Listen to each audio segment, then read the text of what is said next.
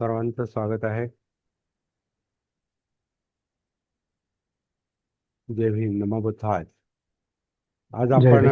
हा आज आपण 18वा वग्ग सुरू करतोय. धम्मपदात मलवग्गू. आता मलवग्गूचा अर्थ काय आहे? वग्ग म्हणजे वर्ग आहे आणि मल म्हणजे प्रदूषित चित्तावस्था किंवा अं, मनोवस्था, अकुशल मनोवस्था. मल प्रदूषण कशामुळं होतं याचे काही नमुने याच्यामध्ये दिलेले आहेत. आता मलवग्गू बराच मोठा वग्ग आहे बरं का. बराच मोठा वग्ग आहे. आज आपण पहिलीच गाथा पाहूया. पहिली आणि कदाचित दुसरी पण. आता गाथा एकत्र का कराव्या लागतात? कारण त्या परस्परांशी कनेक्टेड आहेत.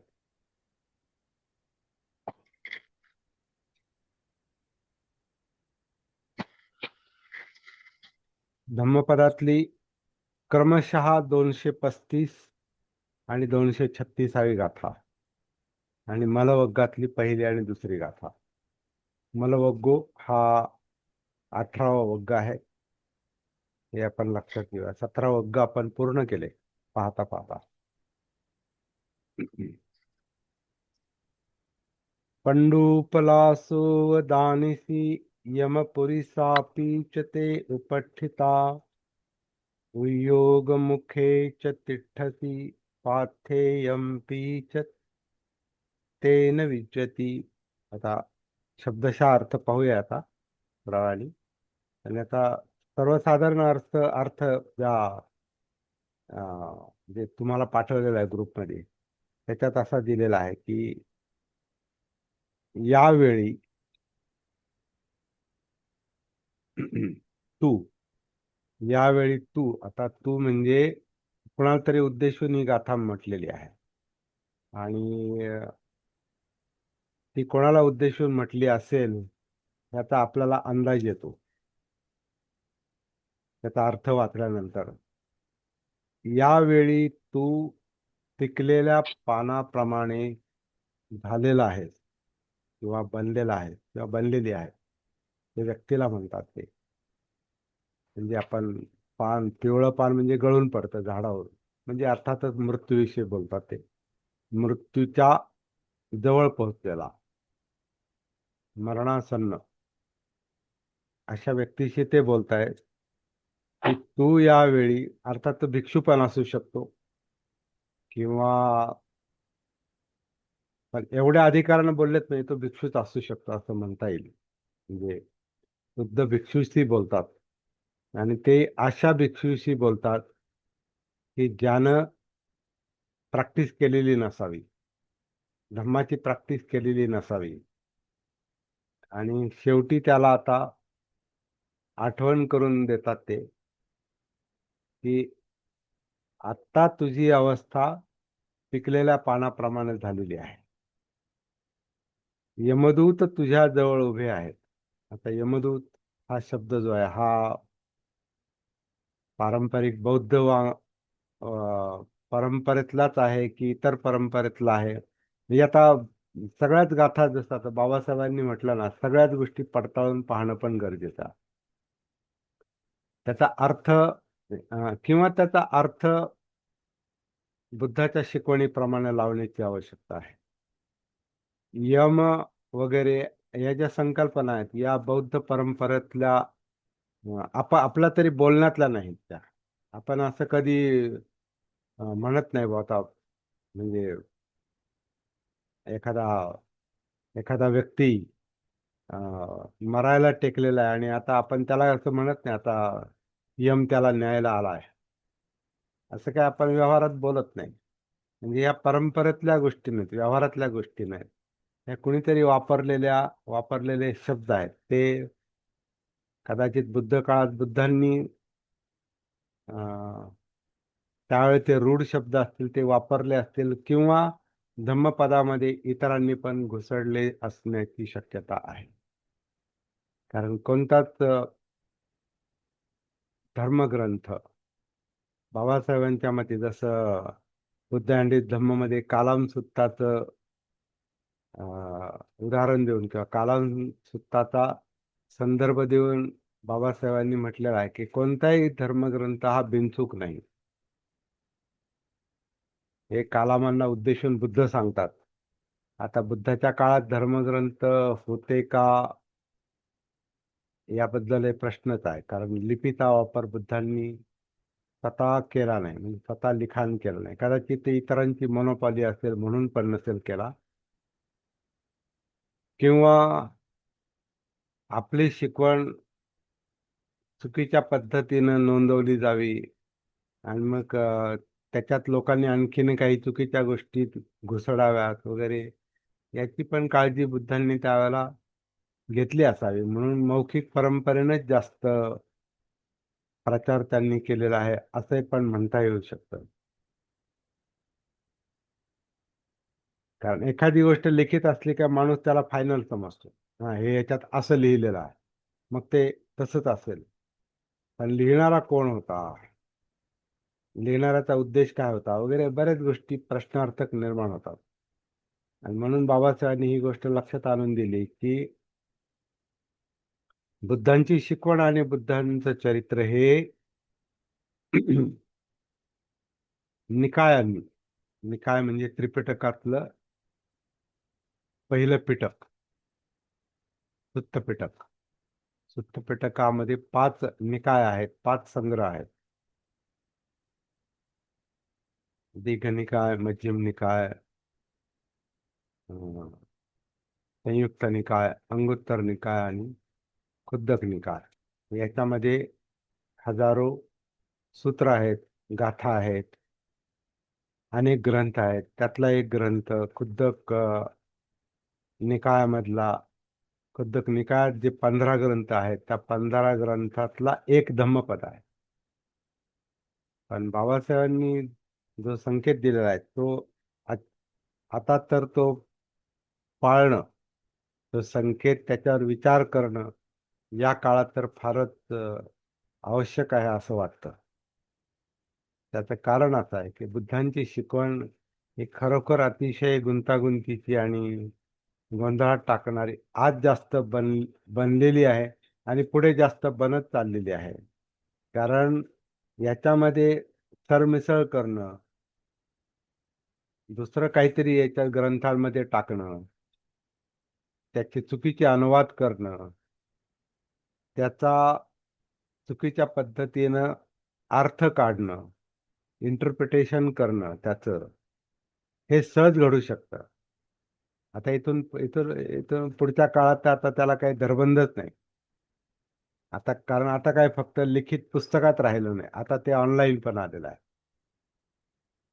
आणखीन त्याच्या पुढची आता एक चांगली पण आहे आणि जरा भयंकर पण गोष्ट आहे, ती म्हणजे AI. कारण AI मुळे म्हणजे आर्टिफिशियल इंटेलिजन्स, कृत्रिम बुद्धिमत्ता, असं हे टेक्नॉलॉजीमध्ये जे काही तंत्र आता आलेलं आहे, हे तंत्र एका क्षणात, एका क्षणात, एका क्लिकमध्ये नुसतं टच जरी केलं त्या स्क्रीनला, मोबाईलच्या स्क्रीनला म्हणून किंवा कॉम्प्युटरवर त्यालाच नुसतं क्लिक जरी केलं, तर एका क्लिकमध्ये, एका टचमध्ये ती जगभरातली कुठली माहिती असेल, एखादा विषय त्याला दिला, प्रॉम्प्ट त्याला म्हणतात, एखादा विषय त्याला दिला तर तो जगभरातल्या माहितीचा डाटा, जगभरातली माहिती तुम्ही विचारलेल्या प्रश्नाला धरून एका क्षणात, एक क्षण म्हणजे समजा 5 सेकंद, 10 सेकंद, 15 सेकंद, 20 सेकंद, जास्तीत जास्त लगेच तुमच्या समोर प्रेझेंट करतो तो.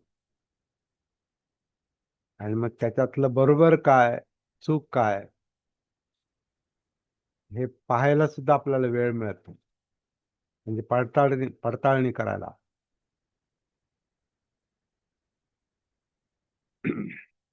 म्हणजे हे संमिश्रण,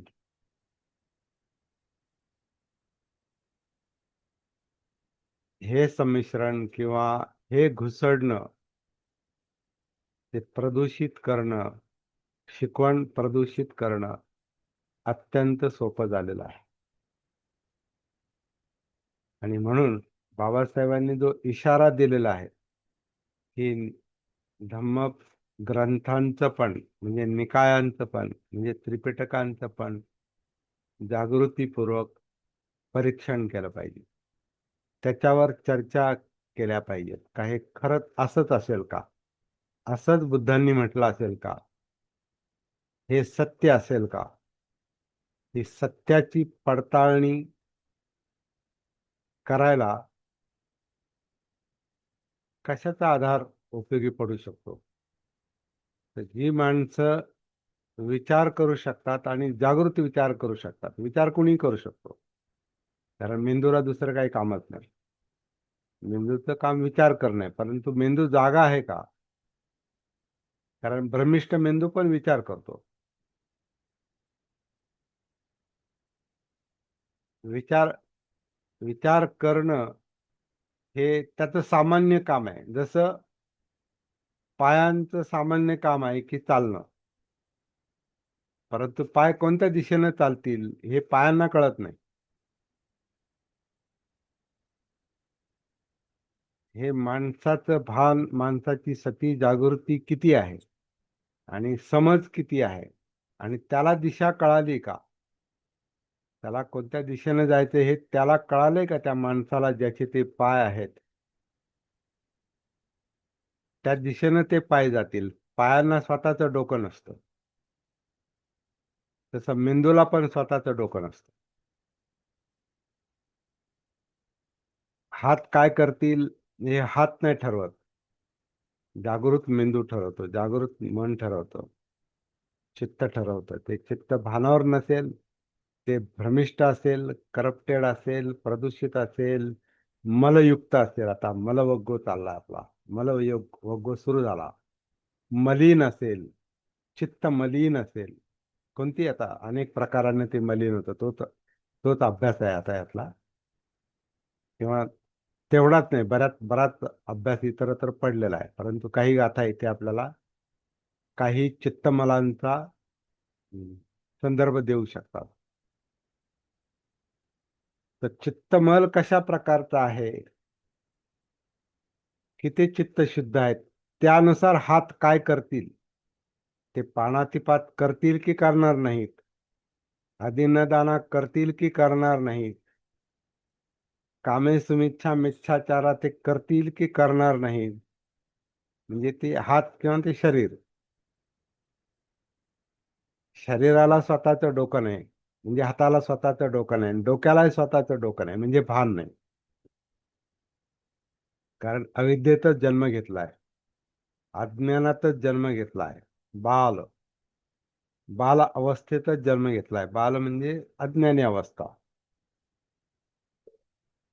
आणि त्याच्यामुळे बालाला हे समजत नाही की आपण कसं वर्तन करायचं, म्हणून बालक कसंही वर्तन करतो. तर जोपर्यंत माणसाला जाग येत नाही, तो भानावर येत नाही, सतीमध्ये येत नाही, काया वेदना चित्त मनोधम्म या पातळीवर जोपर्यंत तो भानावर येत नाही, तोपर्यंत तो बालच असतो. जरी वयाने वाढला आणि म्हातारा झाला तरी तो बालच असतो, जर त्याला समज नसेल तर. म्हणजे अंडरस्टँडिंग जी आहे, समज जी आहे, ती समज वर्तनाला दिशा देते. त्याच्यामुळे नुसती काया, शरीर, नुसतं चित्त किंवा त्यातल्या जाणीवा, नुसता मेंदू, विचार, हे बिंडोक पण असू शकतात, म्हणजे अजागृत असू शकतात. बिंडोक डोक असे अर्थाने म्हणतो आपण की विचार करतोय तो माणूस.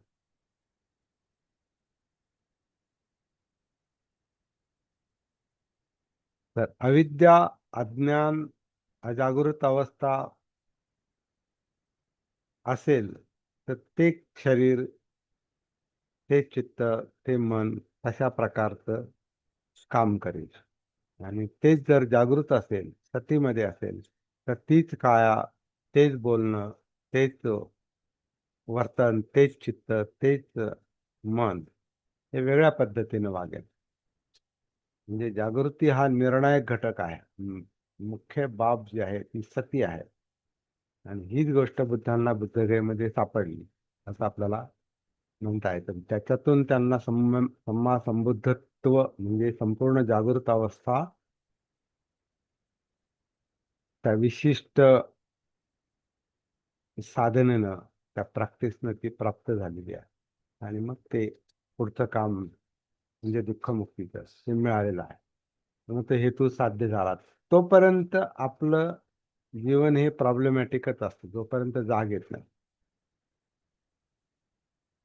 तर असे जागे नसलेले, भान नसलेले लोक जे हजारो वर्षात किंवा बुद्धानंतरच्या आता ह्या 2567 वर्षाच्या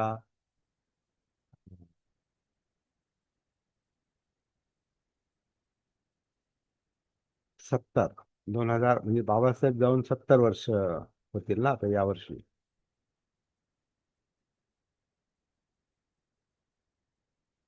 6 डिसेंबरला 70 वर्ष पूर्ण होतील यावर्षी. म्हणजे बाबासाहेब गेल्यानंतर जेवढी वर्ष, 2500 आणि बाबासाहेबांनंतरची जेवढी वर्ष गेल्यानंतरची, ते बुद्ध धम्माचं वय आहे. म्हणजे 2570 बुद्धाब्द. ते 2570 वर्षामध्ये अनेक लोकांनी बुद्धाची शिकवण ही पुढं आणलेली आहे. आणि ती कशा प्रकारे पुढं आणली असेल हे त्यांच्या जागृतीवर किंवा अजागृतीवर किंवा समजदारीवर अवलंबून आहे. आणि काही लोकांनी तर मुद्दामच त्याच्यामध्ये अं, काय केलं, भेसळ केलेली आहे. आणि आपल्या पद्धतीनं काहींनी अज्ञानातून आपल्या पद्धतीनं अर्थ लावलेला आहे. काहींना अर्थ कळूनही त्यांनी अनर्थ निर्माण होईल अशी शब्दरचना केलेली आहे. अशा अनेक गोष्टी त्रिपिटकात घडलेल्या आहेत. म्हणून बाबासाहेब म्हटले की त्याच्यावर पुन्हा चिंतन करा, विचार करा, प्रश्न निर्माण करा. आता या प्रश्नांची पण भीती घातलेली आहे लोकांना, की नाही नाही ते आपण प्रश्न निर्माण करतो म्हणजे पापकर्म करतो, संदेह, शंका निर्माण करतो. पण शंका निर्माण केल्याशिवाय तर संशोधन होतच नाही, कधीच नाही. प्रश्नच निर्माण झाला पाहिजे. कोणतेही संशोधन हे बिगर प्रश्नाचं पुढे जातच नाही. प्रश्नच निर्माण झाला, हे असं का, हे असं कसं घडलं असेल, याच्या पाठीमागे काय कार्यकारण भाव असेल, याचा शोध म्हणजे संशोधन आहे. आणि संशोधनाच्या मागे प्रश्न दडलेले आहेत. त्यामुळे प्रश्न हे निर्माण झालेच पाहिजे.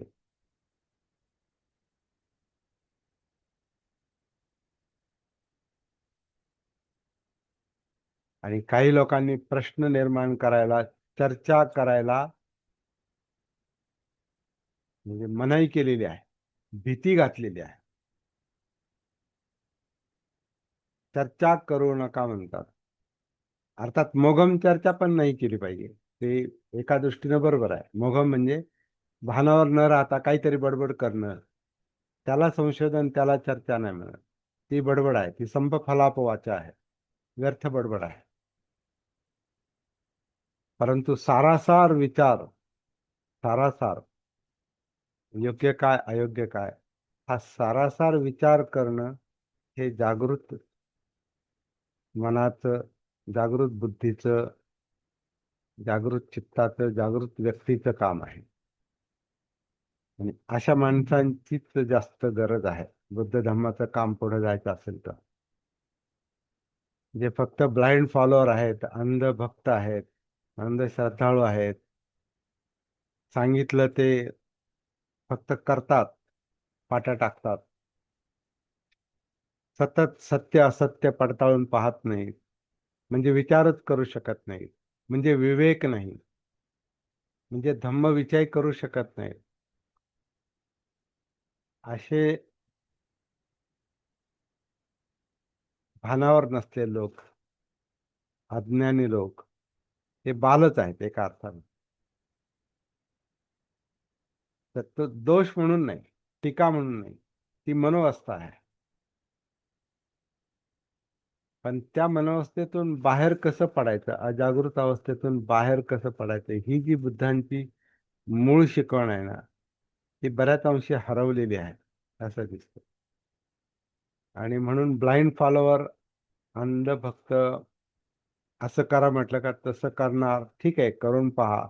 परंतु त्याची पडताळणी आपण करतो का स्वतः? मी असं असं ध्यान करतो, मी असा असा अभ्यास करतो, अभ्यासात असं असं म्हटलेलं आहे, असं असं सांगितलेलं आहे, असं असं करायला सांगितलेलं आहे, अमक्या अमक्याची दीक्षा घ्यायला सांगितलेली आहे. या काही लोक म्हणतात दीक्षा कमिटमेंट नको, असं पण काही लोक म्हणतात. परस्पर विरोधी बोलतात. आता काल एक गोयंकांचं व्याख्यान छोटस त्याच्यावर ऐकलं की ते बौद्ध बौद्ध धर्म बुद्धांनी सांगितला नाही.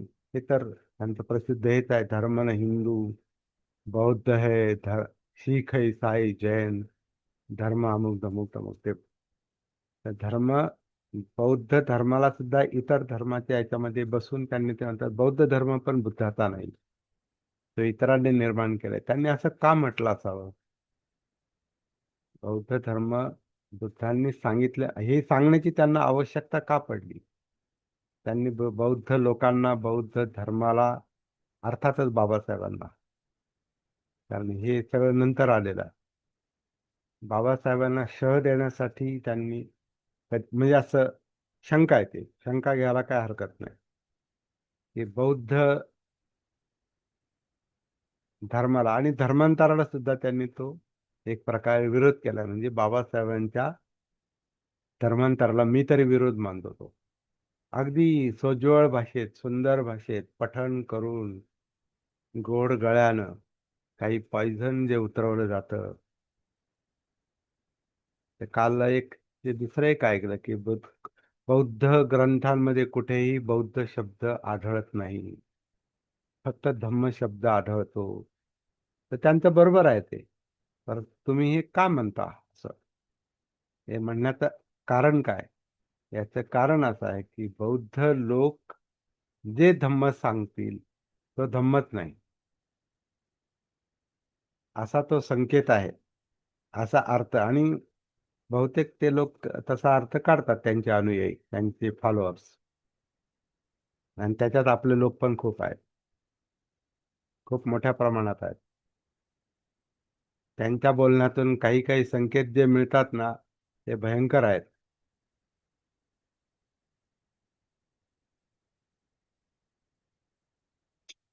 कालच परवाच एक जण म्हटला,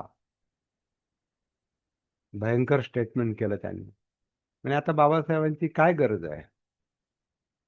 बाबासाहेबांनी बौद्ध धर्म म्हणून काय केलेलं आहे, काम केलेलं आहे?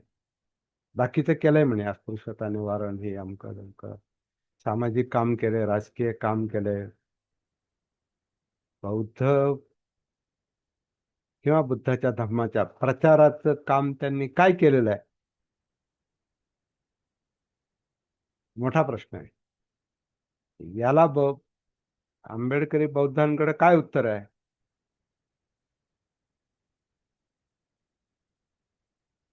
काय आंबेडकरी बौद्ध बाबासाहेबांचा, बाबासाहेबांनी सांगितलेला बुद्ध धर्म हे आंबेडकरी बौद्धांच्या बोलण्यातून, वर्तनातून, कार्यातून कसं काय वेगळं काही दिसतंय का? काहीच नाही दिसत. कारण ते हे इकडे तिकडे पांगलेले आहेत. तर त्यांचा दोष नाही, आपला दोष नाही. मी त्याच्यात अनेक वर्ष घालवली, व्यर्थ नाही गेली ती. बऱ्याच गोष्टी शिकायला मिळाल्या. त्रैलोक्य बौद्ध महासंघात किंवा विपස්සनेच्या प्रवाहामध्ये किंवा काही शिकवणीमध्ये किंवा इतर काही गोष्टी करून पाहिल्या, ज्या त्रैलोक्यातूनच मला मिळाल्या होत्या. काही साधना, काही सूत्र, चांगला अभ्यास करायला मिळाला. नुसता अभ्यासच नाही करायला मिळाला, मला अनुवाद करायला मिळाला, ट्रान्सलेशन करायला मिळालं, खूप गोष्टी शिकायला मिळाल्या. ते त्याचे धन्यवाद द्यायला पाहिजे, त्याची कृतज्ञता व्यक्त केली पाहिजे. गोयंकांनी काही गोष्टी शिकवल्या, सांगितल्या, कृतज्ञता व्यक्त केली पाहिजे. परंतु सरमिसळ कुठे झाली, भेसळ कुठे झाली, ती मुद्दाम नसेल केली. त्यांची जी जेवढी काय म्हणतात लेवल आहे अंडरस्टँडिंगची, त्या पद्धतीने ती उच्च असेल, लोकांच्या दृष्टीने ती उच्च असेल. परंतु तिनं काही घोटाळा केलाय किंवा घोळ घातलाय, हे पण जागृत आंबेडकरी बौद्धाला पाहणं गरजेचं आहे. बुद्ध धम्माचं काम पुढे न्यायचं असेल तर, नसेल तर गाडी पुढे चाललेलीच आहे, चलती का नाम गाडी. कसं का होईना काम पुढे चाललेलं आहे. परंतु बाबासाहेबांना ज्या गोष्टी लक्षात आणून द्यायच्या आहेत, त्या मूळ बुद्ध हरवले जणू काही, म्हणून परत परीक्षण करण्याची गरज आहे. हा मुद्दा मी आता मध्ये आता मलत काही गोष्टी आपणही शोधत आहोत, की मल कुठे अं, असेल. म्हणजे चित्तमल कसा बेमालूमपणे निर्माण होऊ शकतो, कसं माणसाचं माइंड बेमालूमपणे पझल बनू शकतं किंवा काय म्हणतात करप्ट बनू शकतं, विचारच करू शकत नाही तो. अशी अवस्था कशी निर्माण केली जाऊ शकते, तो मल कसा निर्माण केला जाऊ शकतो, हा पण आपला विषय आहे. आपल्याला या गाथा निमित्त ठरतात चिंतन करायला, विचार करायला, पण ते ओपनली आणि टीका म्हणून नाही, पुढे जायचं असेल तर. आणि माझी अनुभवातून खात्री पटत चाललेली आहे की बाबासाहेबांनी जे संकेत दिलेले आहेत, त्या संकेताला धरूनच आपण पुढे जाऊ शकतो. बाबासाहेबांच्या संकेतांना, बाबासाहेबांच्या विचारांना त्यांच्या हयातीतच फार मोठा विरोध झालेला आहे. बुद्ध आणि त्यांचा धम्म, दी बुद्ध अँड हिज धम्म त्यांनी लिहिला, तो काय मान्य करा म्हणून नाही लिहिला. हा पवित्र ग्रंथ मी तुम्हाला देतोय असं नाही म्हटलं त्यांनी. हा तुम्हाला विचार करायला मी एक माध्यम देतोय, एक विषय देतोय असं म्हणता येते. मान्य करा असं नाही, त्याच्या जे जे सांगितलं ते मान्य करा नाही. प्रस्तावनेतच सांगितलेलं आहे, चिंतन करा, विचार करा, प्रश्न निर्माण करा.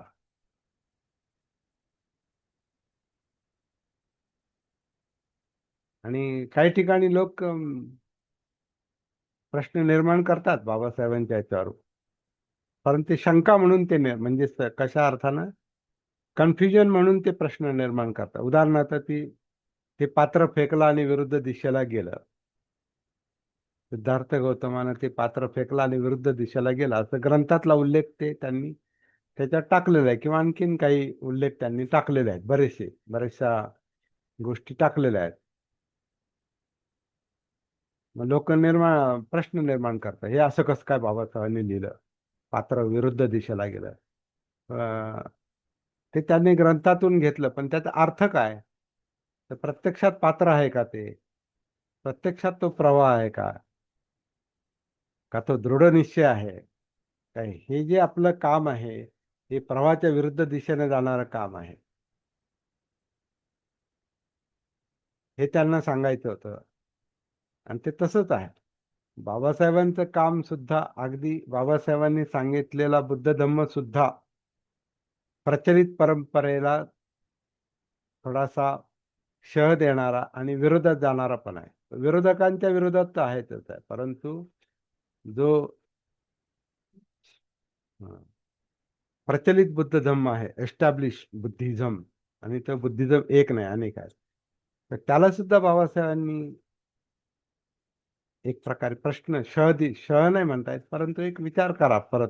आपण जे पालन करतो, आपण जे म्हणतो ही बुद्धांची शिकवण आणि ही बुद्धांची प्रॅक्टिस आणि हे बुद्धांचं ध्यान, ही बुद्धांची ही विपස්සना आणि बुद्धांत हे असं बुद्धांत हे आपण जे म्हणतो ते असं बुद्धांनी सांगितलंय का नंतरच्या लोकांनी सांगितलं? याचा परखडपणे विचार केला नाही तर मग ते पात्र जे आहे आपले प्रयत्न आपले आपलं पात्र हे प्रवाहामध्येच वाहत चाललंय. ते विरुद्ध दिशेला नाही जाऊ शकत नाही ते. आणि विरोधात जायला धाडस लागतं, परखड विचार लागतात आणि जागृत मनोवृत्ती लागते, भान पाहिजे, सती पाहिजे. असा तो त्याचा अर्थ निघतोय. तर असं चिंतन करायला सांगितलंय, शब्द पाळायला नाही सांगितलं. आणि जिथून आपण आता आपल्या चर्चेला सुरुवात केली निकाय, त्या निकायावरच बाबासाहेबांनी प्रश्न निर्माण केले की निकायांनी म्हणजे त्रिपिटकात ज्या शिकवणींनी बुद्धांची शिकवण ही पझल बनवलेली आहे. पझल शब्द वापरला त्यात गोंधळात टाकणारी बनवलेलं आहे बुद्धांची शिकवण आणि सिद्धार्थ गौतमांचं चरित्र. उदाहरणार्थ गृहत्याग. बुद्धांनी गृहत्याग केलाच नाही, बुद्धांनी राज्यत्याग केला आणि राज्यत्यागाचा निर्णय त्यांनी स्वतःच त्या शाक्य संघाला सुचवलेला आहे. मी हे राज्य सोडून जातो म्हणजे तुमची शिक्षा भोगल्यासारखंच होईल, माझ्या कुटुंबाला त्रास देऊ नका. आणि राज्य सोडून गेल्यामुळे तो गृहत्याग झाला. मुळात गृहत्याग जे ग्रंथांमध्ये जे सांगितलेलं आहे, उल्लेख केलेला आहे, बायको पोराला सोडून गेला, रातोरात सोडून गेला, झोपेत असताना सोडून गेला, कोणाला सांगितलं नाही, हे असं का लिहिलं?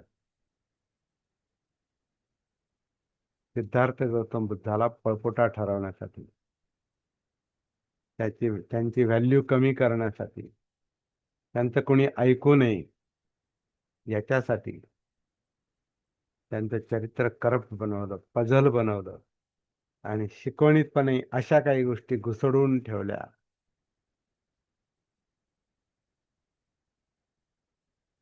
की बुद्ध समजूच नयेत, लक्षातच येऊ नयेत.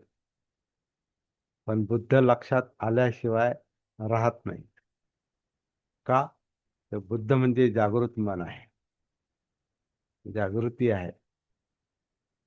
आणि जो जागृत होईल, जो जागा होईल, त्याला धम्म दिसतील, धम्म कळतील आणि ज्याला धम्म कळतील त्याला बुद्ध कळतील. जसं स्वतः बुद्धांनीच म्हटलेलं आहे, यो धम्मं पश्यति सो मग पश्यति. जो धम्म पाहतो, ज्याला धम्म दिसतात त्याला बुद्ध दिसतात. म्हणजे मी काय केलं ते त्यांना लक्षात येईल. तसंच बाबासाहेबांचं पण आहे. बाबासाहेबांचं पण काम त्यालाच लक्षात येईल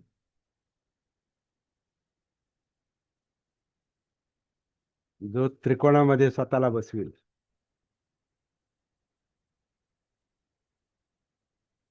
तर त्रिकोणाच्या बाहेर राहून जर तो बाबासाहेबांचं परीक्षण करायला गेला तर त्याला बाबासाहेब समजू शकत नाही आणि बुद्ध तर अजिबात नाही. तर त्रिकोण म्हणजे काय? आपण आपण विचार करणारा माणूस किंवा समाज, तो आपण कोण आहोत हे आधी पाहतो. आपलं बॅकग्राऊंड काय आहे, आपला जन्म कुठे झाला, आपलं कोणत्या समाजात आपला जन्म झाला, कोणत्या जातीत जन्म झाला, याच्यात कोणताही संकुचितपणा नाही. कारण ते आपल्यात भिनलेलं आहे. जात ही आपल्यात भिनलेली, आपल्या दाखल्यावर लिहिलेली आहे. ती आपली आयडेंटिटी आहे, ते आपल्यात भिनलेली आहे. तुम्ही स्वतःला काही समजा, आपण स्वतःला काही समजू, तुमचा दाखलाच सांगतो तुम्ही कोण आहात. माझ्या दाखल्यावर जर हिंदू महार असेल तर मी हिंदू महारच आहे. भले मी बौद्ध धर्माच्या व्यक्तिगत पातळीवर मी मार्गावर आहे, परंतु रचना अशी करून ठेवलेली आहे सामाजिक पातळीवर किंवा शासकीय पातळीवर, त्याची रचना कायदा असा असा आहे की तुमची जात ही महारत राहते आणि ती जन्माशी जोडलेली आहे. म्हणजे माझा बाप कोण, माझी आई कोण, त्याच्याच माझी जात तिथं जोडलेली आहे. आणि माझे आईबाप कोणत्या जातीचे ते त्यांच्या आईबापावर अवलंबून आहे. अशा प्रकारे ही जन्माशी जोडलेली जात आहे. ही गोष्ट 1920 सालातल्या पहिल्याच परिषदेमध्ये, जाहीर भाषणामध्ये बाबासाहेबांनी माणगावला बहिष्कृत परिषदेमध्ये, आणि त्यांचं पहिलंच जाहीर भाषण, त्याच्यामध्ये ही गोष्ट त्यांनी उघड केलेली आहे की आपण बहिष्कृत का आहोत. जन्मानेच अपवित्र आहोत आणि जन्मानेच आपण अपात्र आहोत. आणि वरचे वर्ग जन्मानेच आपण जन्माने अपवित्र आहोत, अपात्र आहोत. आणि वरचे वर्ग जन्मानेच पवित्र आहेत, जन्मानेच पात्र आहेत, श्रेष्ठ आहेत. आपण कनिष्ठ आहोत, बहिष्कृत आहोत, खालच्या दर्जाचे आहोत, हे व्यवस्थेनं ठरवून दिलेलं आहे. आणि त्याचा संबंध आपल्या जन्माशी आहे. आणि जन्माला जात चिकटलेली आहे, म्हणून ती दाखल्यावर येते. आता त्याचं काय करायचं, तुम्ही लाख म्हणा, आम्ही बौद्ध आहोत. लोकांना तुम्हाला चिडवायला, तुम्हाला कोंडीत पकडणं फार सोपं आहे. म्हणून आपला आत्मविश्वास कधीच वाढीस लागू शकत नाही जोपर्यंत ही व्यवस्था आहे तोपर्यंत. ह्याच्यावर काय केलं पाहिजे, हाच खरा प्रश्न आहे.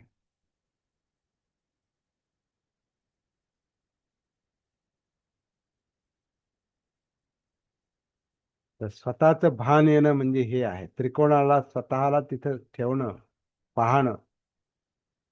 आता हे सगळं कुणी उघड करून दाखवलं तर बाबासाहेबांनी.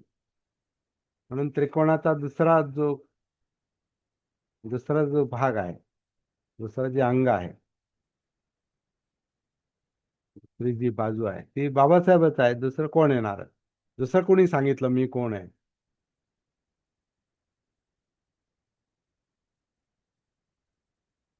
आणि ते आपल्या पैकी होते, संकुचित अर्थानं नाही, जातीनं. जातीनं बाबासाहेब आपल्या पैकी होते, म्हणून त्यांना माझं दुखणं कळालं, आपलं दुखणं कळालं. म्हणून वेटिंग फॉर विजाचा आपण अभ्यास केला. वेटिंग फॉर विजा आणि मुक्ती कोण पते, अनेक विषय आहेत. किंवा हे माणगावचं भाषण आहे, कोणतंही घ्या, काही घ्या त्यांचं, बाबासाहेबांचं. मी कोण आहे हे जोपर्यंत मला लक्षात येत नाही, तोपर्यंत मला बाबासाहेबांचं काम, त्यांचं बोलणं, भाषण, त्याचा अर्थच कळणार नाही. आणि बाबासाहेबांचा बुद्ध पण कळणार नाही. आणि तिसरं अंग जे आहे बुद्धाचं, ते सुद्धा मला माझ्या जागृतीतूनच कळणार आहे, सतीतून कळणार आहे. हा त्रिकोण ज्याला साधता येईल त्याला बुद्ध कळतील, बाबासाहेब कळतील, आणि स्वतः आपण कोण आहोत हेही कळेल. आणि बुद्ध धम्माचं काम आपल्या संदर्भात पुढं कसं न्यायचं. आपण काय, बरेच लोक काय करतात, का हे सगळं सोडून देतात आणि दुसरीकडे, काय म्हणतात ना, शिंग शिंग मोडून दुसऱ्या कळपात घुसणं, असं काहीतरी म्हण आहे. आपण त्यातले नाहीत असं म्हणून काय करायचं, दुसऱ्या कळपात घुसून लपवायचं स्वतःला. आणि आपण त्यातले नाहीत. नुकसान कोणाचं होणार आहे? स्वतःच तर होईलच, पण पुढच्या पिढ्यांचं होणार. हा पण आपल्यातला एक चित्तमल आहे. त्या मलवग्गमध्ये अनेक गोष्टी आहेत. आता एक पहिलीच गाथा जी सांगते की ते आता तुझं अंतकाळ जवळ आलेला आहे, तुझं मरण जवळ आलेलं आहे. आणि तुला आता ते काय म्हणतात, यमदूत, म्हणजे आता काय उचलणारे लोक, तुला घेऊन जाणार जे काही वातावरण आहे, ते तुझ्या जवळ उभे आहेत. तुझं मरण जवळ आलेलं आहे, तुझ्या प्रयाणाची तयारी झालेली आहे.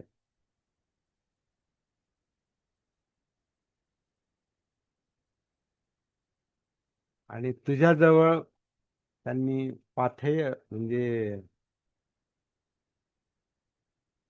फराळ असा शब्द त्यांनी वापरलेला आहे. परंतु हे धम्मरूपी अन्न, हे चिंतन, हे विचार, हे मुक्त करणारे विचार हे तुझ्याजवळ नाहीत आणि तू आता मरायला टेकलेला आहेस. आणि उचलणारे तर दुसरेच असतात. यम किंवा ते दूध काय उचलणारे चार माणसे बाहेरचीच बाहेरचे म्हणजे मी नाही स्वतः, दुसरे उचल. मला उचलणारे दुसरेच असणार, कोणी असते मला नाही माहिती. किंवा कुठं जंगलात किंवा अपघातात गेलं तर तिथं त्याची गरज नाही.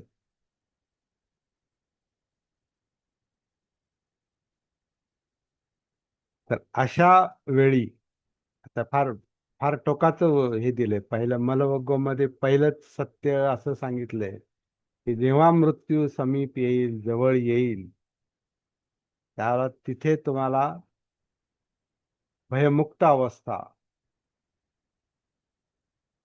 भयमुक्त अवस्था ही कोण देणार आहे? कोणीही सांगणार नाही.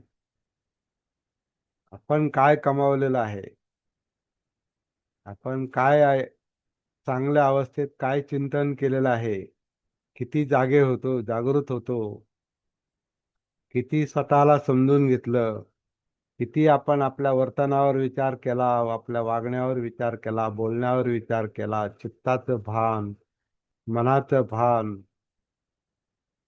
काय काय कुटाने केले, काय काय सत्कर्म केलं, काय काय दुष्कर्म केलं, हे सगळ्याची जी गोळाबेरीज आहे, ही गोळाबेरीज म्हणजे हे अन्न आहे, हे धम्म आहे.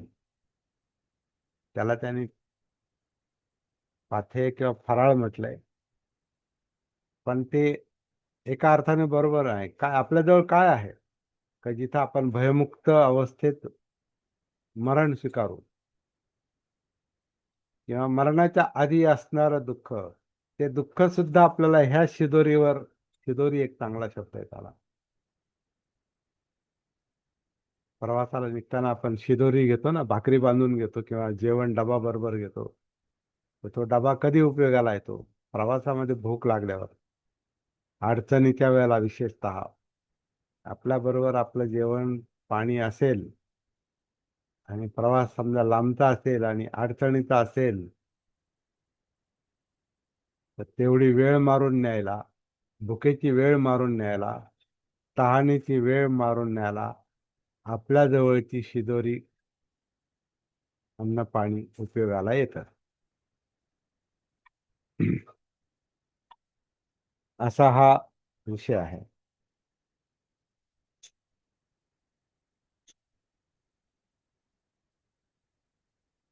तर हा मनोवगतातली जी पहिलीच गाथा आहे, तर ते शब्दशः अर्थ आपण पाहू शकतो. श्रीलंकेचा फोन आहे.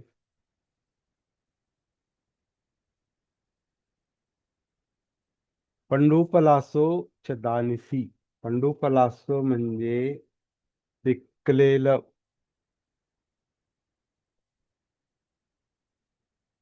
पान.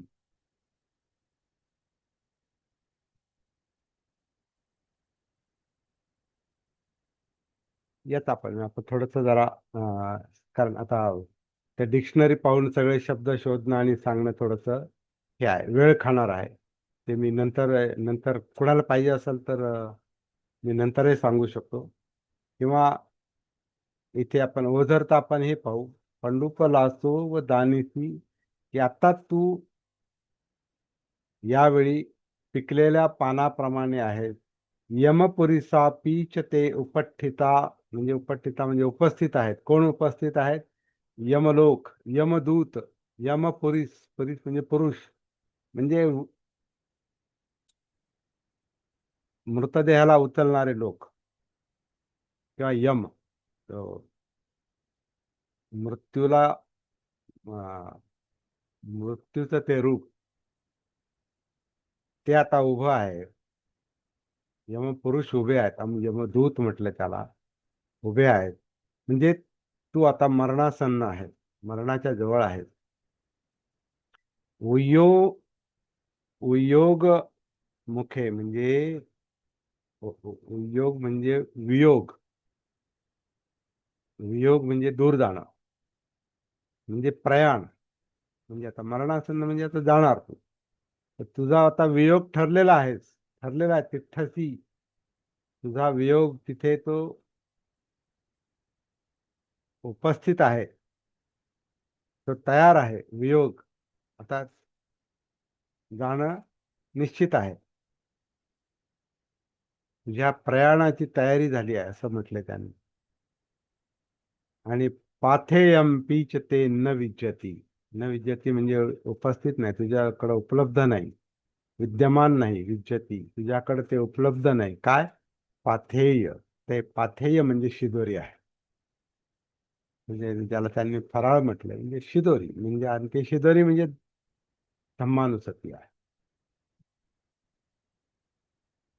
धम्म धम्मानुसती म्हणजे आपलं जीवन ज्या पद्धतीनं चाललेलं आहे, ती पद्धत जागृतीपूर्वक समजून घेणं.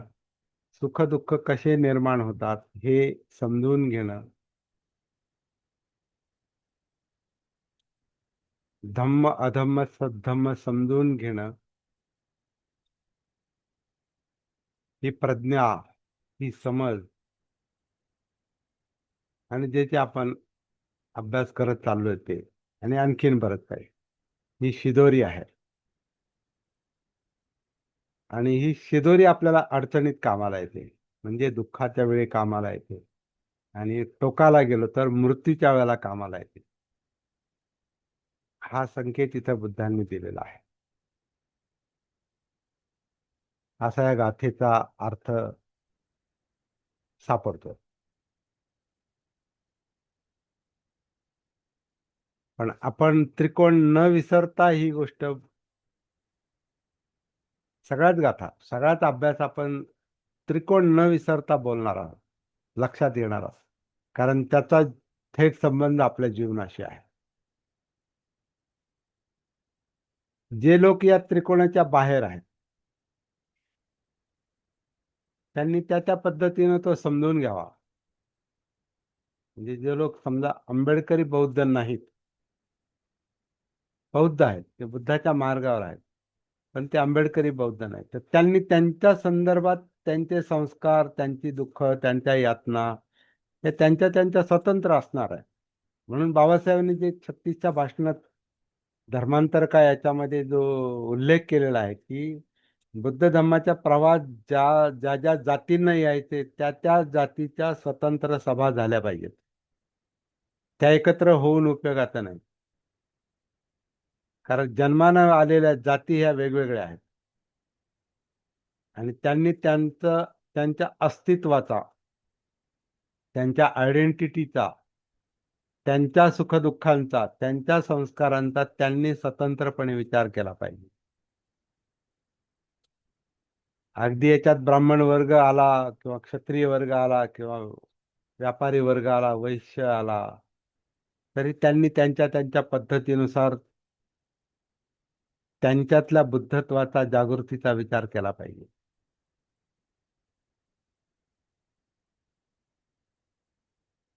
माणूस म्हणून आपण सगळे एक आहोत, हे बरोबर आहे. परंतु आयडेंटिटी म्हणून, ओळख म्हणून, संस्कार म्हणून आपण वेगळे आहोत. आणि संस्कार हे दुःख आहेत. सब्बे संखारा दुःखाती.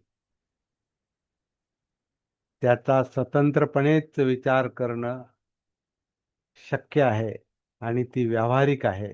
ही गोष्ट बाबासाहेबांनी धर्मांतर का या भाषणातून, मुक्ती कोण पथे या भाषणातून उघड केलेली आहे. हा पण आपल्यासाठी चिंतनाचा एक विषय आहे. आणि आपण बाबासाहेबांचे लोक म्हणून स्वतःला संकुचित अर्थानं नाही, अभ्यास म्हणून त्रिकोणात बसवणंच गरजेचं आहे. संकुचित मी मी त्यातला आहे अशा अर्थानं नाही, मी तोच आहे, तिथंच राहायचंय मला, त्या त्रिकोणातच, असा त्याचा अर्थ नाही. मग त्रिकोणात मी जन्मच घेतलेला आहे. जन्माबरोबरच मी त्या जातीत जर आलेलो आहे आणि बाबासाहेबांनी तुम्ही ह्या जातीत जन्माला आलात म्हणजे काय नेमकं, तुम्ही अस्पृश्य आहात म्हणजे काय नेमकं, तुम्ही महार आहात म्हणजे काय नेमकं, तुम्हाला शिवत नाही किंवा तुम्ही कोणाला शिवायचं नाही याचा अर्थ काय आहे? हे काय नेमकं, सावली चालत नाही काय नेमकं, तुम्हाला गावाबाहेर ठेवलं काय नेमकं, याचा अर्थ काय, गावाची रचना अशी कशी काय,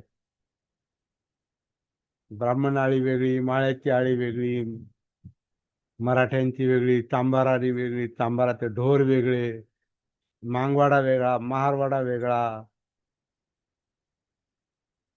गल्ल्यांची नावं जातीवरच असतात आणि गावातली तर असतातच, शहरात पण आहेत. आता आपला नगरचा विचार करायचा, माळीवाडा, ब्राह्मण गल्ली, इकडं आता जे जिथे हे तथाकथित खालच्या याचे लोक राहतात, नालेगाव, वैतागवाडी, त्याचं नाव वैतागवाडी म्हणजे त्याला आता सिद्धार्थनगर म्हणतात.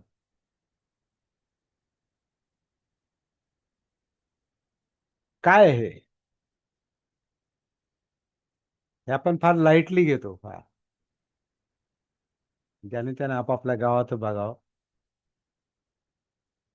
ह्या आयडेंटिटी आपल्याला चिकटलेल्या आहेत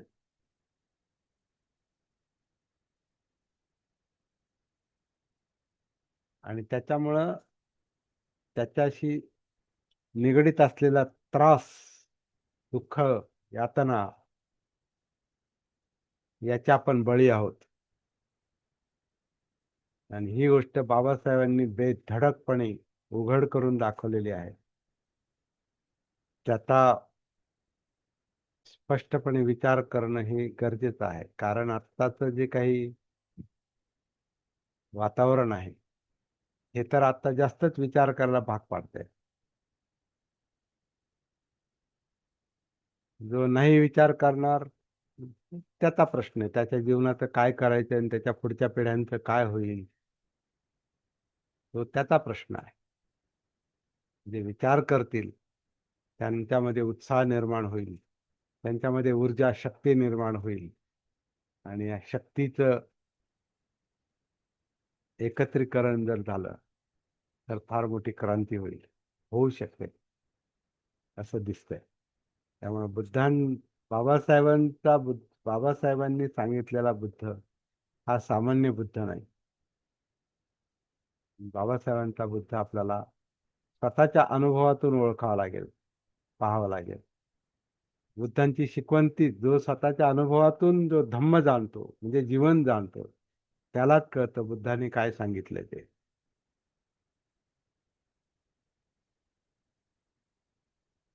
मग सगळे एक पण होतील. सगळ्या नद्या एकत्र आल्यानंतर जो महासागर होतो, आणि ज्या त्या नदीनं ज्या त्या नदीनं तिचं तिचं अस्तित्व बघावं, ती कुठून आली, सागराला मिळायच्या आधीच. असंच जर सागराला मिळतं तर सागरही गढूळ होऊन जातं परत. शुद्ध होऊन आलं पाहिजे हे पाणी, हे तसं नाही, तसं नाही ते. मग सगळा सागराचं पाणी खूप मोठं आहे पण पिण्यालायक नाही. असं असं जर आपण एक उदाहरण घेतलं, सागर खूप मोठा आहे म्हणजे खूप म्हणजे 2/3 भाग जगात पाण्यानं व्यापलेला आहे पण पिण्याच्या लायक नाही. ग्लासभर पण आपण त्यातलं पाणी पिऊ शकत नाही, कारण सगळं प्रदूषित आहे. कारण ह्या नद्या, प्रदूषित नद्यांचं पाणी त्याच्यात आलेलं आहे आणि शहरांची घाण त्याच्यात येऊन झालेली आहे. आता एक काहीतरी चाललंय, प्रकल्प उभा करून पाणी शुद्ध करायचं आणि लोकांना द्यायचं, ते चाललंय, तो भाग वेगळा. पण पाणी पिण्याच्या लायक का नाही, सगळं घाण पाणी त्याच्यामध्ये येतं. म्हणजे एक उपमा म्हणून पाहतोय आपण, शब्दशः घेऊ नये.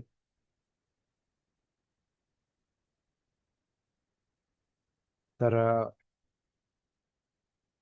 मला आजच्या गाथेनं अशा प्रकारे विचार करायला भाग पाडलेला आहे. आणि मलवग्गोमध्ये चित्त मलिन कशामुळं होतं, आणि त्याचा परिणाम यातना दुःख कसं आहे, कशामुळे दुःख निर्माण होतं, या मलिन चित्तामुळं कसं कसं होतं, काय घडतं, याची वेगवेगळी उदाहरणं त्याच्यात येतील. काही आपण आपण स्वतः शोधायची आहे. आणि सगळ्यात महत्वाचं म्हणजे स्वतःकडे पाहायचं आहे.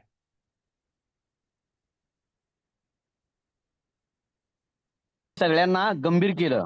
परत बोला, हा परत बोला, माघारी घे. आज तुम्ही सगळ्यांना गंभीर केलं. हा हा. गंभीर विषयच गंभीर आहे. केलं म्हणण्यापेक्षा मी स्वतःच गंभीर होतो.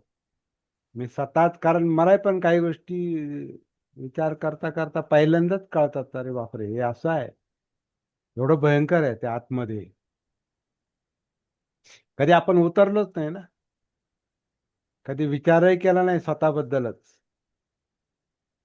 त्रिकोणाची तिसरी बेस आपली बाजू आपण कधी विचारतच घेतली नाही ना. आपण वल्गना करतो, मी बाबासाहेबांचा माणूस आहे, अभिमानाने जय भीम करतो, जयंत्या साजरे करतो, त्यांच्या नावावर राजकारण करतो, काही करतो. इथं माझंच मला कळत नाही मी कोण आहे, कुठं उभा आहे मी, माझे पाय कुठं रुतलेले आहेत. इकडं रेसमध्ये भाग घेतो, पळायचा प्रयत्न करतो आणि पाय रुतलेले आहेत गाळात खाली. काय प्रगती करणार?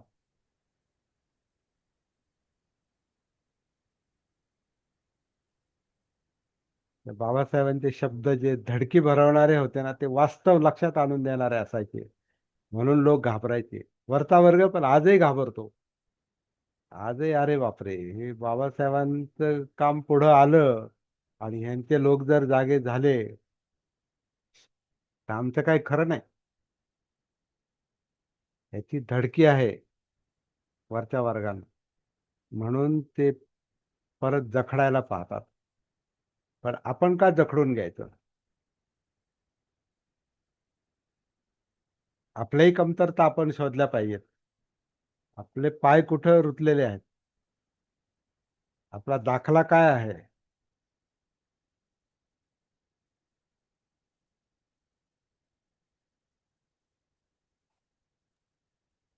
आता ते काय, एक रेकॉर्ड काही करू नका. व्यावहारिक काही व्यावहारिक आणि शासकीय गोष्टी आपण लगेच करू शकत नाही, हे मान्य आहे. पण विचार विचार तरी करतोय का आपण त्याचा? फक्त आता काय कास्ट व्हेरिफिकेशन सारखे मुद्दे आले का मग आपण लगेच आम्हाला अडचणीत आणतात, असं करा.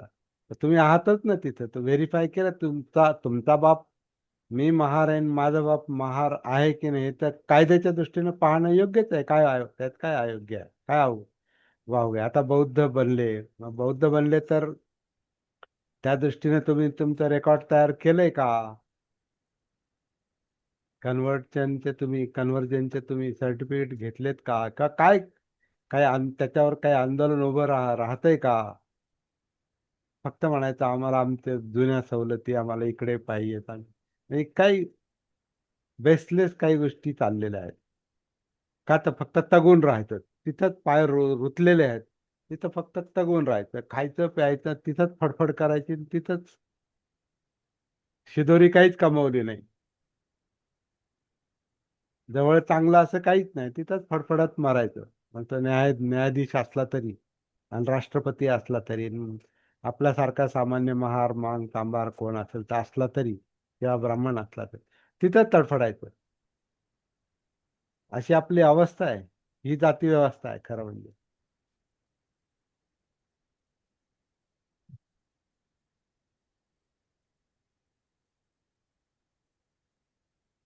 त्या नागराज मंजुळेंना प्रश्न विचारला, तर फॅन्ड्री पिक्चर का काढला तू? फॅन्ड्री म्हणजे डुक्कर. तर त्यांना ते त्यांच्याच लोकांनी आणि इतरांनी असं म्हटलंय, हे फॅन्ड्री असले पिक्चर का काढता तुम्ही ज्याचं नाव डुक्कर आहे? आता तो वडारी समाजाचा आहे, डुक्कर धरणं कापणं खाणं हे त्यांची जगण्याची रीत आहे ती. तर तो शेवटी त्याचा शेवट असा तो दगड मारतोय, तो व्यवस्थेवर दगड मारतोय तो, त्या कॅमेऱ्यावर असा दगड मारल्यासारखा दाखवा, म्हणजे तो व्यवस्था ती जाती व्यवस्थेवर तो आघात करतोय. तर त्याला लोक म्हटले कशाला असले पिक्चर काढता, कुठे जाती येते आता, काही नाही राहिलं म्हणे. त्याची मुलाखत ऐकली मी, युट्यूबवर आहे. कार्यक्रमाला जाणार आहे. तर तो म्हणे, तर नागराज मंजुळे म्हणतात की ते तुम्हाला दिसत नाही जाती व्यवस्था, मला तर दिसते म्हणे, जागजागी दिसते. धाकडाल करतो आपण, सत्य पाहायला नको वाटतं, अप्रिय आहे ना ते, पण ते काम केलंच पाहिजे. आता तर फार गरजेचं आहे.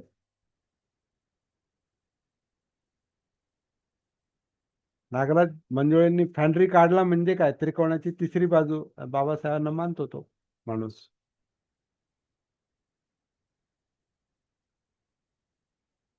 त्रिकोणाची त्यांच्या त्रिकोणाची तिसरी बाजू त्यानं ती सांगितलेली आहे फॅन्ड्रीमध्ये. डुक्कर, त्याचं नाव आहे डुक्कर, आहे फॅन्ड्री म्हणजे डुक्कर.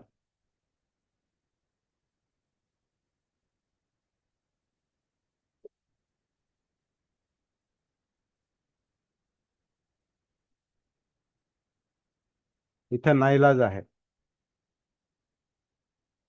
जरी हे काम आवडलं नाही तरी करणं भाग आहे, पुढे जायचं असेल तर.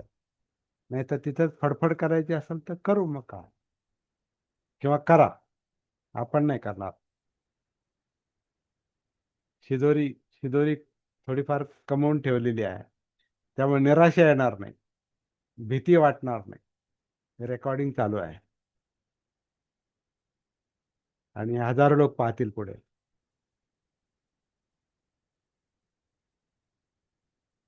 आपण आंबेडकरी बौद्ध आहोत ही वेगळी बाब आहे, हे पुढे सिद्ध होणार आहे 5-50 वर्षानंतर. कधी? 5-50 वर्षानंतर सुद्धा कसं सिद्ध होईल ते, काही काम केलं तर, भानावर आलो तर, जागे झालो तर. आपण कोण आहोत, आपलं वर्तन काय, आपली काया काय, आपलं चित्त काय, आपल्या मनात काय चाललंय, आपल्या जाणीवा काय सांगतात, आपला आपल्याशी संपर्क नसेल तर 50 वर्षानंतर तेच असेल जे आज आहे. बाबासाहेबांच्या दणक्यामुळे सगळं बदललंय हे बरोबर आहे, परंतु आता त्या चिखलातून निघून आपण दुसऱ्या चिखलात अडकलोय. अडकतो की काय, अशी एक भीती नाही, पण एक वास्तव दिसतंय ते, आणि ते आपल्या आजूबाजूला आहे, त्यामुळे नाईलाज आहे.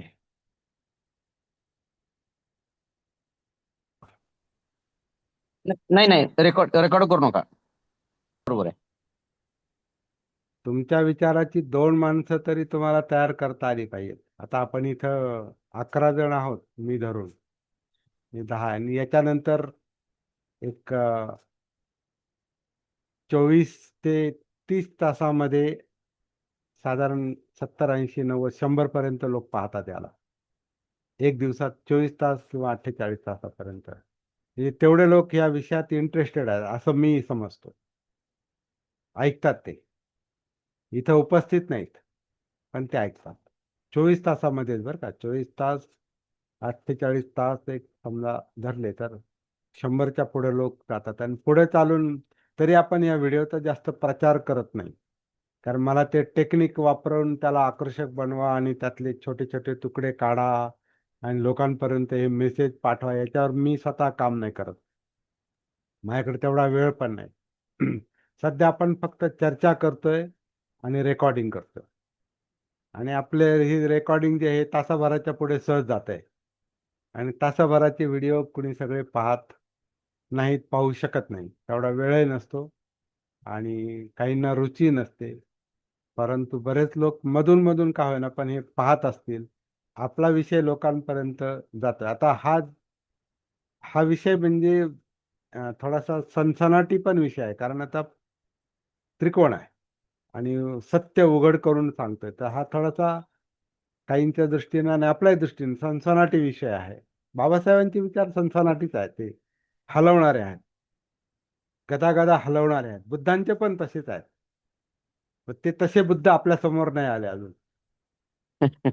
आपल्या समोर आले गृहत्याग केलेले बुद्ध, शामळू, पणान, भिक्षू आणि विपස්සना आणि हे. बाबासाहेबांचे बुद्ध आपल्या समोर नाही आले.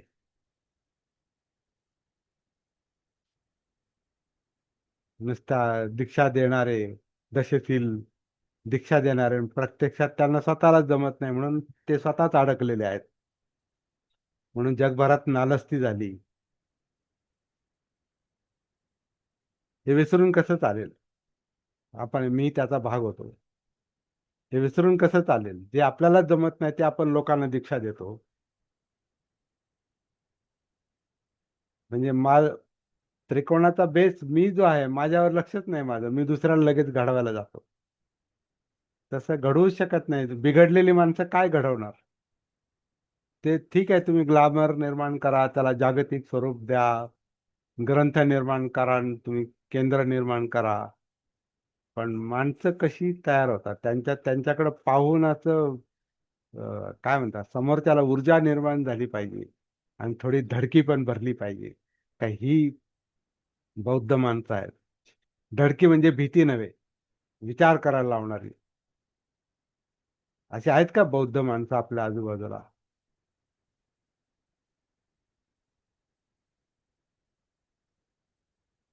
ती आंबेडकरी बौद्धातूनच तयार होतील, जागृत बौद्धातून.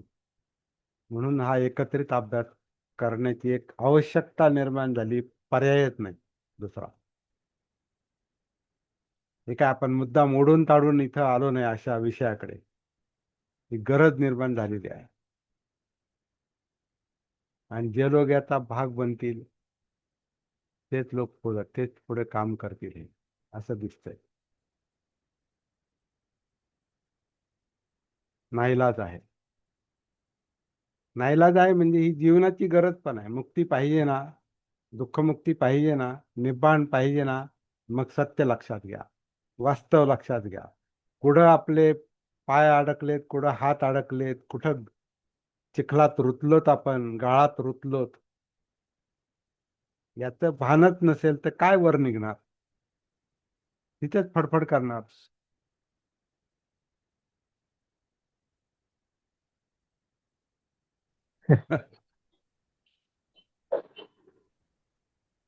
बोला धानके सर, बोला. नाही सर, आज ही प्रस्तावना एवढी म्हणजे हे झाली की आणि सगळे विषय आपण हाताळलेले त्याच्यामध्ये. अं, बाबासाहेबांचं धम्माच्या संदर्भात जे आपण स्वीकारलेलं आहे आणि बुद्धाचं तत्वज्ञान आणि अशी बरीचशी अशी अं, बरीचशी काय म्हणतो मुद्दे जे आहेत ते आपण अशी सखोल असं विश्लेषणात्मक आमच्यापर्यंत पोहोचलेली आहे. नाही, ते मलाही सापडते, पहिल्यांदाच सापडतंय. असं नाही मी आणि आधी विचार केला, हा पहिल्यांदाच मलाही सापडतंय. आणि बुद्ध शोधतोय संशोधनाच्या आपण, बरं का, बुद्ध हम्म, हम्म. शोधतोय अजून. आणि संशोधन जे आहे हे खरंच खूप महत्वाचं आहे याच्यामध्ये. आणि याच्या आजची जी मलबद्धता, मला वाटते आपलं चित्त मलिन असेल तर काय म्हणतो आपण त्याला, अं, तर ते पानाती पाता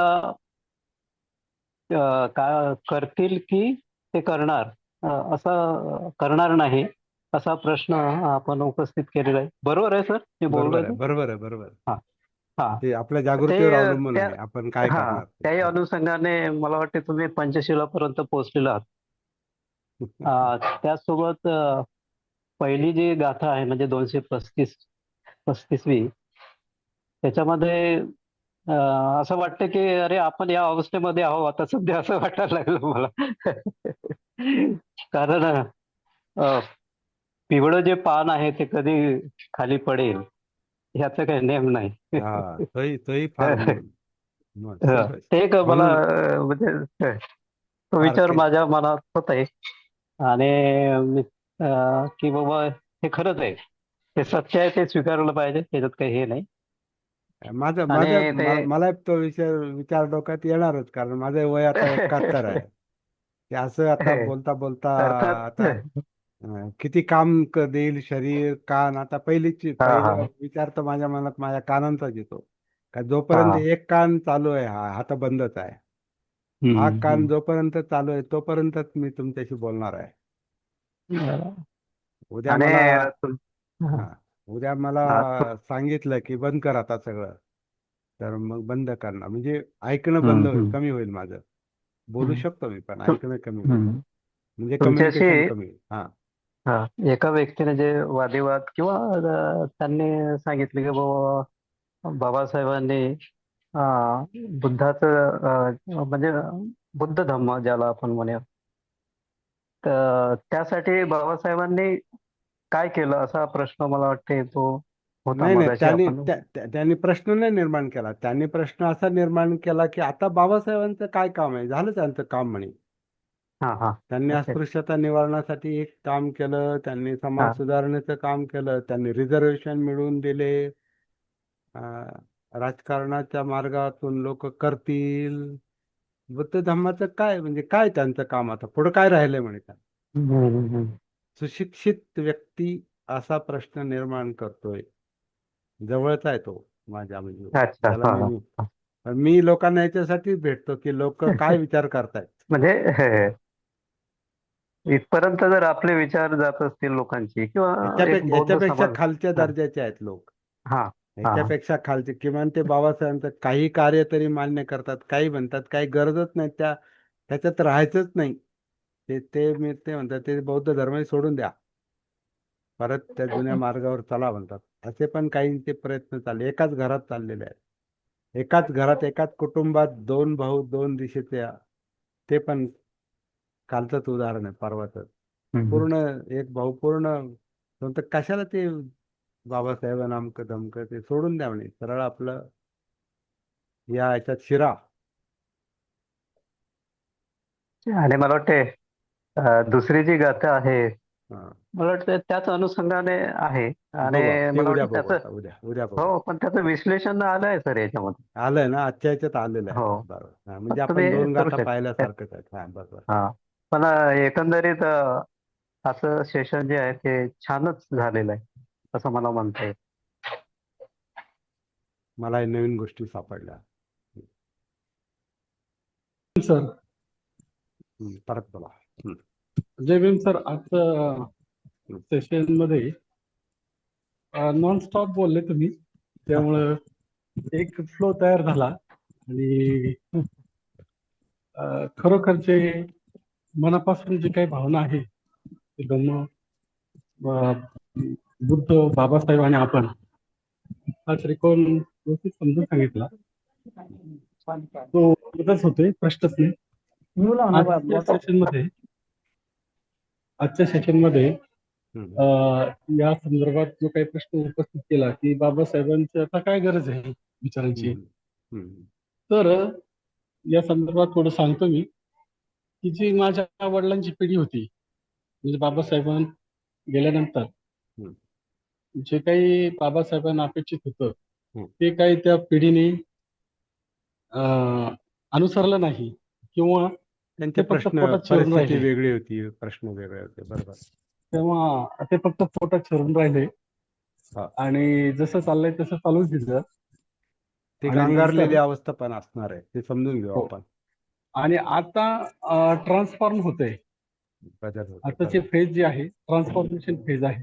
हो हो. मग लोक तथागतांनाही स्वीकारतात, धम्माला स्वीकारतात, बाबासाहेबांना स्वीकारतात आणि वाचनही भरपूर करतात. कुठेतरी थोडस कमतरता असते, राहते असं दिसतंय. परंतु हे जे काही सेशन आपले चालू आहे डिस्कशन, तर त्या डिस्कशनचा भविष्यात खूप फायदा होईल आणि लोक याचा संदर्भ घेऊन पुढे कामाला लागतील असं मला वाटतं. शक्य आहे. आजचं खूप छान झालं सेशन. मला वाटतं ह्याच पद्धतीने रोजचं हरकत नाही. आणि जे काही रील्स टाकताय तुम्ही सध्या, तर रील्सला एक फ्लो मध्ये ते रील्स असेल तर मग व्यवस्थित दिसतात, तर तेही व्यवस्थित होऊन जातील याच्यात. कट करून आपण टाकू शकतो ते एखाद्या विषयाला धरून एखाद्या मिनिटापुरतं तो रील्स पण टाकू शकतो, म्हणजे ते लोकांपर्यंत पोहोचेल. छान हा, सर. याचे थोडे छोटे रील करायचं पण एक कोणीतरी तंत्र शिकलं पाहिजे आणि लोकांपर्यंत पोहोचवलं. एक एक एक मिनिटाचं मी काढतोच आहे मधून मधून, पण ते फार कमी काम चाललेलं आहे. असं करू आपण काम पुढे. पण विचार करायला लावलं. परत परत बोला. हा, हॅलो, आजची कार्यशाळा खूपच छान होती. हा, आजचा विषय डोक्यावरून गेला, पण विचार करायला लावलं, विचारात पाडलं. हा, हा. खूप सुंदर. पण डोक्यावरून गेला, पण हो. येईल, लक्षात येईल हळूहळू. हा.